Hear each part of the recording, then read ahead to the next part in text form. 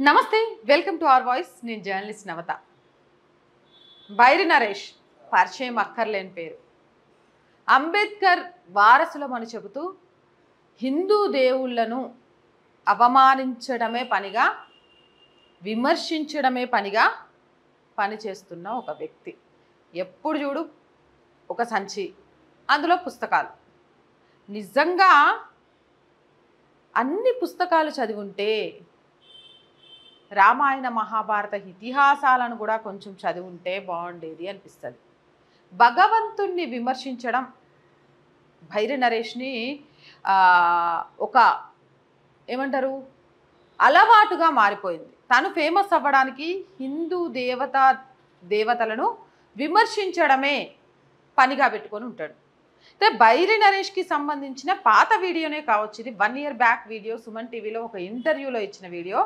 But ఇప్పుడు అది cut అయ్యి సోషల్ మీడియాలో వైరల్ అవుతుంది. అలా వైరల్ అవుతూ వచ్చిన ఒక వీడియోకి సంబంధించి ఈరోజు నేను మీతో షేర్ చేసుకోవాలి అనుకుంటున్నాను. అసలు బైరి నరేష్కి బుర్ర ఉందా లేదా? ఇది నేను అడుగుతున్న ప్రశ్న కాదు, చాలామంది అడుగుతున్న ప్రశ్న. అయ్యప్ప స్వామిని విమర్శించడం, సరస్వతి గురించి మాట్లాడటం. అసలు భగవంతులు అంటే బైరి నరేష్ దృష్టిలో ఎవరు? ఇలా భూమి మీద టప్పును వచ్చేసి ఆం భూమ్ బుష్ అని చేయగలగడమా? మనుషులు ధర్మబద్ధంగా నిల్చొని ధర్మ మార్గంలో వెళుతూ తమ శ్రేయస్సు కంటే ప్రజాశ్రేయస్సు, దేశ భవితవ్యం, ప్రపంచ శాంతి మాత్రమే ముఖ్యం అనుకునే వాళ్ళను మానవులే దేవుళ్ళుగా చిత్రీకరించి పెడతారు. రాముడు అలానే దేవుడు అయ్యాడు. ఇవన్నీ తెలుసా తెలీదా?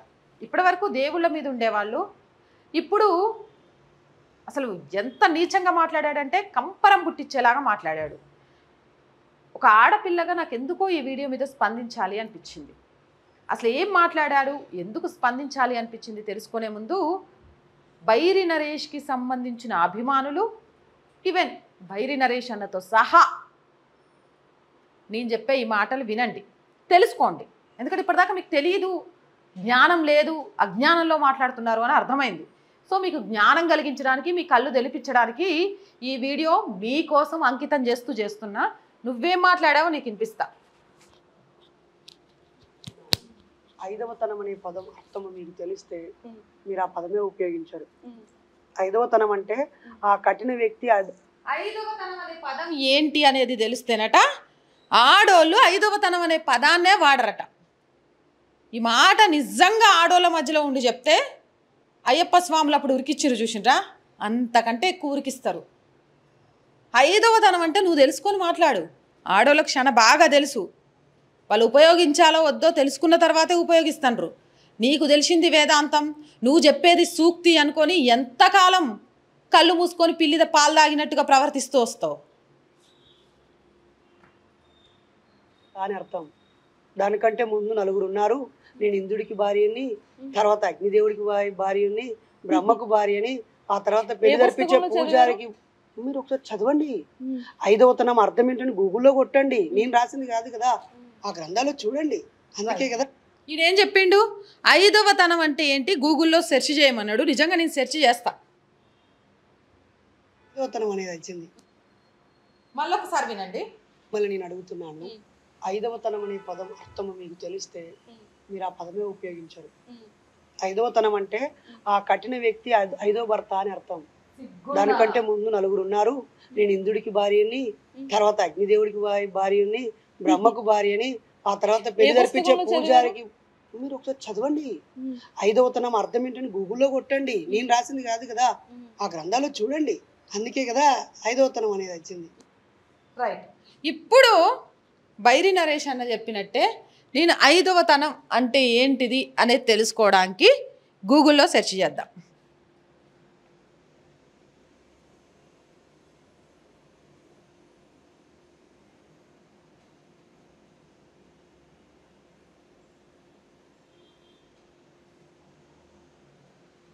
ఐదవతనము అంటే ఏంటి? బైరి నరేష్ అన్న గూగుల్లో సెర్చ్ చేసిన, నువ్వు చెప్పినావు కదా, వస్తోంది చూడు. రైట్, వచ్చింది. ఐదవతనము అంటే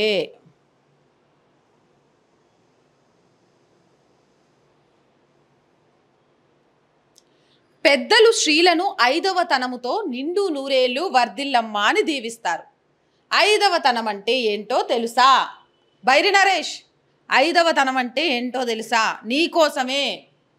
అవును, నీ భార్య 5వ తనంతోనే ఉందా? 5వ తనం ఉన్న భార్యతోనే నువ్వు ఉన్నావా? సారీ అక్క, నిన్ను తప్పుగా మాట్లాడాలని కాదు. 5వ తనం అంటే అర్థం తెలియని ఒక వ్యక్తిని నువ్వు పెళ్లి చేసుకున్నావు. కనీసం ఆ వ్యక్తికి 5వ తనం అంటే ఏంటో నువ్వైనా చెప్పుంటే బాగుండేది. చెప్పలేదు కాబట్టే ఈరోజు ఆడవాళ్ళు ఎంతో పవిత్రంగా భావించే 5వ తనం మీద అవహేళన మాటలు మాట్లాడగలిగాడు. చూడండి, 5వ తనం అంటే ముత్తైదువు అని అర్థం. స్త్రీలు ఎప్పుడు 5 అలంకరణలతో కలకలలాడుతూ ఉండాలి. అవే పసుపు, కుంకుమ, గాజులు, మెట్టెలు, మాంగళ్యం. వివాహమైన తర్వాత మాత్రమే మెట్టెలు, మాంగళ్యం వస్తాయి. వాటితో స్త్రీ పరిపూర్ణతను పొంది ముత్తైదువుగా పిలువబడుతుంది. అందుకే మాంగళ్య గౌరి అనుగ్రహం వల్ల 5వ తనం వర్ధిల్లుతుంది. అర్థమైందా? ఆడపిల్లకు పుట్టగానే పసుపు, కుంకుమ, గాజులు వచ్చినప్పటికీ పెళ్ళైన తర్వాత 5వ తనంతో నిండు నూరేళ్లు ఎందుకు జీవించమని చెప్తారు అంటే, ఈ మూడిటికి అదనంగా మెట్టెలు, తాలిబొట్టు, ఇవి రెండు కూడా స్త్రీ జీవితంలో ఒక భాగం అవ్వాలి. ఒక ఎప్పుడు చూడుతూ కలకలలాడుతూ భర్త ముందు గాజుల సవ్వడితో, పచ్చటి ముఖంతో, కుంకుమను పెట్టుకొని, మెట్టెలు, ఇప్పుడంటే ఫ్యాషన్గా సన్న మెట్టెలు పెడుతున్నాం, కానీ మెట్టెల గజ్జలు ఉండేవి. నడుస్తూ ఉంటే ఆ మెట్టెలు అనేవి ఆడపిల్లకు అందాన్ని ఇచ్చేవి. అలా ఆ 5 కలిపి 5వ తనంతో నిండు నూరేళ్లు ఉండమ్మా అనేది 5వ తనానికి అర్థం. నీకులాగా అద్దు అదుపు లేకుండా నలుగురిని చేసుకున్నాక 5వ తనంగా వచ్చింది అని అంటే పిచ్చోడివా వెర్రోడివా అంటారు జనాలు. తెలుసుకో ముందు. గూగుల్లో సెర్చ్ చేస్తే వచ్చిందే. మాకు కరెంటు పోయింది, మళ్ళీ నెట్ వస్తుందో రాదో నాకు తెలియదు, మిగిలింది కూడా సెర్చ్ చేసి చూపిద్దామంటే. 5వ తనం అంటే ఏమిటి? 5వ తనం అంటే ఆరోగ్యం. 5వ తనానికి సంబంధించి ఎతుకు. ముత్తైదువ అని ఎవరిని అనాలి? 5వ తనంతో నిండు నూరేళ్లు ఉండే వాళ్ళను ముత్తైదువు అంటారు. ఎక్కడ నీకు ఈ 5వ తనం అని గూగుల్లో సెర్చ్ చేస్తే కనిపించింది నలుగురు పెళ్ళిళ్ళు చేసుకున్న తర్వాత 5వ వాళ్ళను అనేది. ఇంత నీచంగా అసలు ఎట్లా మాట్లాడతావు బైరి నరేష్ అన్న? నాకు తెలవక అడుగుతాను. నేను అన్నా అని ఇంకా సంబోధిస్తున్నా అంటే నాకు సంస్కారం ఉంది కాబట్టి. సంస్కారం దాటి సంస్కారహీనంగా మాట్లాడమని నా సనాతన ధర్మం నేర్పలేదు కాబట్టి. ఒక ఆడపిల్లనైనా 5వ తనం గురించి నువ్వు అంత అడ్డగోలుగా మాట్లాడినా ఇంకా అన్నాను ఎందుకంటున్నా తెలుసా? నా ధర్మం నేర్పింది అది. ఫస్ట్ ధర్మం గురించి నేర్చుకో, తర్వాత సమాజాన్ని ఉద్ధరిద్దు. సమాజాన్ని ఉద్ధరిస్తున్నామనే పేరుతోటి ధర్మం మీద దాడి చేసే నీలాంటోళ్లను, ఆడోళ్లకు ఆడవాళ్ళు 5వ తనాన్ని ఎంతో పరమ పవిత్రంగా భావించేదాన్ని అవహేళన చేసే నీలాంటోళ్ళని అసలు ఏమనాలా? ఏమన్నా పాపం లేదేమో, తప్పు లేదేమో, పవర్ వచ్చినట్టుంది. మళ్ళీ ఇంకొక వీడియో ఇక్కడ వీడియో రూపంలోనే చెప్పిండ్రు. ఇది ఏ ఛానల్లో గరికపాటి నరసింహారావు గారు చెప్పారు. దీన్ని కూడా ఒకసారి మీకు వినిపిస్తా. ఇది బైరి నరేష్ అన్న కోసం మాత్రమే గరికపాటి గారి ఛానల్ నుంచి వాడుకోవడం జరుగుతుంది.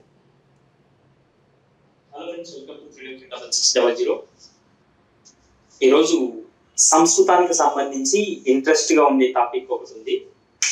అందరూ అంటుంటారు లేడీస్ అంతా 5వ తనం అని. ఈ 5వ తనం గురించి ఈ వీడియో. సాంస్క్రిట్ లో 5వ తనం ఏం చెప్పబడుతుంది అంటే, ఫస్ట్ 5వ తనం అంటే ఏంటంటే ముత్తైదువుకు సంబంధించినటువంటి విషయం అన్నమాట. దీంట్లో సాంస్క్రిట్ కి సంబంధించి ఏమేమి చెప్పబడినాయి అంటే, 5వ తనంగా ఉండాల్సినటువంటి వాళ్ళకి ఈ 5 లక్షణాలు ఉంటాయన్నమాట. ఫస్ట్ది మంగళ సూత్రం కలిగి ఉండడం. మంగళ సూత్రము అంటే, సూత్రం అంటే దారం, మంగళము అంటే మంచిది, అది శుభసూచకం అన్నమాట. అలాంటి మంగళ సూత్రాన్ని కలిగి ఉండేటువంటి స్త్రీ. తర్వాత పసుపు రాసుకునేటువంటి స్త్రీ. తర్వాత వచ్చేసి కుంకుమ రాసుకునేటువంటి స్త్రీ అన్న. తర్వాత గాజులు కలిగి ఉండడం. అందుకే ఇంటికి వచ్చినప్పుడు మనం గాజులు ఇవ్వడం, వాళ్ళు మనకి గాజులు ఇవ్వడం, ఇలా మన అక్క చెల్లెలు చేస్తూ ఉంటారు. సో దాన్ని 5వ తనంగా మనం సూచికగా చూస్తూ ఉంటాం. అది ఎంత ఇచ్చినా మంచిదే. తర్వాత చెవ్వాకు అని ఉంది. చెవ్వాకు అంటే చెవుకు పెట్టుకునేటువంటివి అనమాట. 5వ తనంలో ఉండేవాళ్ళు చెవుకి పెట్టుకునేటువంటి ఆభరణాలు అనమాట. ఇవన్నీ కూడా 5వ తనంగా చెప్పబడుతున్నాయి సంస్కృతిలో. మంగళసూత్రం, పసుపు, కుంకుమ, గాజులు, అలాగే చెవాకు, ఈ 5 కలిపి 5వ తనం అంటారు. ఇవి సంస్కృతంలో చెప్పబడ్డాయి. అర్థమైందా? ఎక్కడ కూడా నువ్వన్నట్టు 5వ తనం అంటే లేదు. గూగుల్లో నువ్వు సెర్చ్ చేయకుండా నీకు తెలిసిందే వేదాంతం, నువ్వు చెప్పేదే గొప్పతనం అని మాట్లాడుతూ రోజు రోజుకు దిగజారిపోతున్నావు. భైరి నరేష్ = సనాతన ధర్మం మీద దాడి చేయడానికి, సనాతన ధర్మాన్ని విమర్శించడానికి, హిందూ వివాహ విలువలను అవహేళన చేయడానికి ఒక సిద్ధాంతాన్ని అడ్డు పెట్టుకొని బ్రతుకుతున్న మేకవనే పులి. ఏమన్నా సందేహమా ఇందులో? రాముడి గురించి చెప్పయ్యా అంటే రాముడి గొప్పతనం గురించి చెప్పడం మానేస్తాడు. అందులో ఉన్న లోపాలు ఏంటి అని ఎతుకుతాడు. సరస్వతి గురించి మాట్లాడు అనంటే, సరస్వతి అనంటే ఒక మహిళకు ఆపాదించారు అంటే మహిళలంతా కూడా చదువులో ముందుకు రావాలి. మహిళ అంటేనే చదువు, అలాంటి మహిళను చదువు లేకుండా పక్కన పెట్టడం తప్పు. అందుకే సరస్వతీదేవి చదువుల తల్లిగా పూజిస్తామనేది పక్కన పెట్టి సరస్వతీదేవి గురించి ఏదో మాట్లాడతాడు. తెలివి ఉండి మాట్లాడతాడా, తెలివి లేక మాట్లాడతాడా, తెలివి తక్కువ తనంతో మాట్లాడతాడా, బుద్ధుండి మాట్లాడతాడా, బుద్ధి లేక మాట్లాడతాడా? మీ అమ్మ దగ్గరికి పోయి అడుగు. అమ్మ 5వ తనం అంటే తెలుసానే, నువ్వు 5వ తనంతో ఉన్నావా? అరే నువ్వు 5వ తనం అని చెప్పుకోకే, ముత్తైదవ్వని చెప్పుకున్నావు అనుకో. ముందు 4 మొగుళ్ళ తర్వాత 5వ మొగుడు అయినట్టయితే 5వ తనంతో ఉన్నట్టే అని చెప్పు. మీ అమ్మ ఏం చేస్తుందో తెలుస్తుంది, నీ భార్య ఏం చేస్తుందో తెలుస్తుంది, నీ పక్కింటోళ్ళు ఏం చేస్తారో తెలుస్తుంది, మీ అక్క ఏం చేస్తుందో తెలుస్తుంది, మీ చెల్లి ఏం తెలుస్తుందో తెలుస్తుంది. ఎంత పరమ పవిత్రంగా భావిస్తారో తెలుసా ఆడోళ్ళు? ఇది పాత వీడియోనే కావచ్చు, కానీ ఈ వీడియో వైరల్ అవ్వడం వల్ల ఇలాంటి బుద్ధి లేని మాటలు జనాల బుర్రల్లోకి వెళ్ళి ఇక హిందూ ధర్మం మీద దాడి చేయాలని కాపు కాసుకొని కూర్చొనే కొంతమందికి ఇది ఒక అడ్వాంటేజ్గా తయారవుతుంది. ఎవడేమంటాడు? మీ మాట్లాడితే మాకెవడు ఎదురు చెప్పేది? ఎదురు చెప్తే బతకనిస్తామా? ఫోన్ కాల్స్ చేసి బెదిరించాం. భయపడే పోయే రోజులు పోయినాయి. అడ్డదిడ్డంగా మాట్లాడితే నిజాలను నిర్భయంగా చూపించి నడి రోడ్డు మీద నిలబెడతారు. అయ్యప్ప స్వామి భక్తులు చేసిండ్రు. ఇప్పుడు మరి ఎందుకు షెల్లా పాత వీడియో తీసి ఇప్పుడు చెప్తానంటే అది ఇప్పుడు మళ్ళీ సోషల్ మీడియాలో చక్కర్లు కొడతారు ఆ బిట్ కట్ చేసి.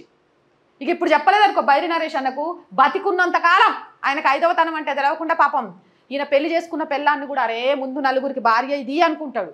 ఆ సంస్కారంలో బ్రతుకుతాడు. తెలవాలి కదా, ఎవరో ఒకరు చెప్పాలి కదా.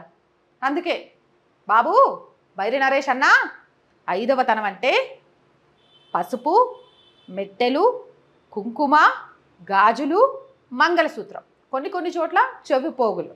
ఎందుకంటే చూడగానే కలగా అందంగా నిండుగా ఒక స్త్రీ కనిపిస్తుంది. పెళ్ళైనాక ఆ నిండు తత్వం అనేది ఆ ఇంటికే హుందాతనాన్ని తీసుకొస్తుంది. ఎప్పుడైతే ఏ స్త్రీ అయితే గజ్జెల చప్పుడుతోటి, పసుపు కాళ్ళతోటి, నుదుడున కుంకుమతోటి, చేతిలో గాజుల శబ్దంతో, గుండెల మీద మంగళసూత్రంతో కలకలలాడుతూ ఇంట్లో తిరుగుతూ ఉంటుందో ఆ ఇల్లు ఎప్పుడు సిరి సంపదలతో ఉంటుంది. అది నమ్మకం. అది మాకు ఎప్పటి నుంచో నేర్పిస్తూ వస్తుంది.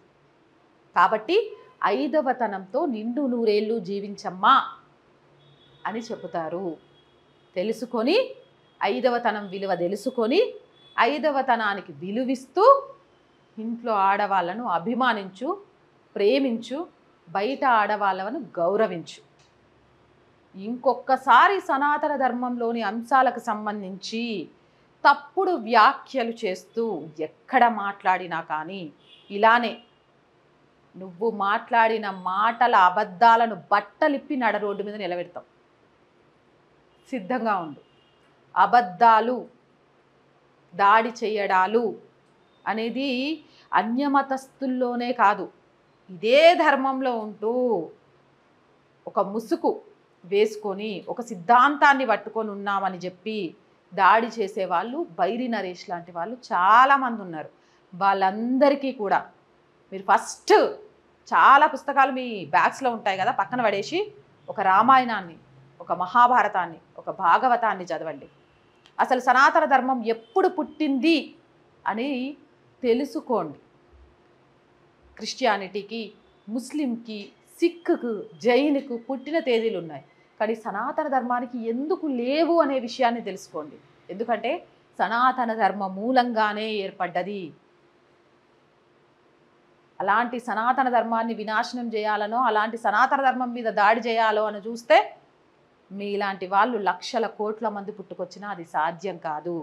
ముఖ్యంగా మహిళల సెంటిమెంట్ మీద దెబ్బ కొట్టాలి అని చూస్తే మాత్రం సహించేది లేదు. ఇది బైరి నరేష్ కనువిప్పు కోసం వీడియో చేసినాం. ఇక నుంచి 5వ తనం అంటే ఏంటో తెలుసుకొని బైరి నరేష్ అడుగులు ముందుకేస్తాడని ఆశిద్దాం. ఇంకెప్పుడు కూడా ఇలాంటి నోరుజారుడు మాటలు మాట్లాడకుండా మనిషి అనిపించుకుంటాడని కోరుకుందాం.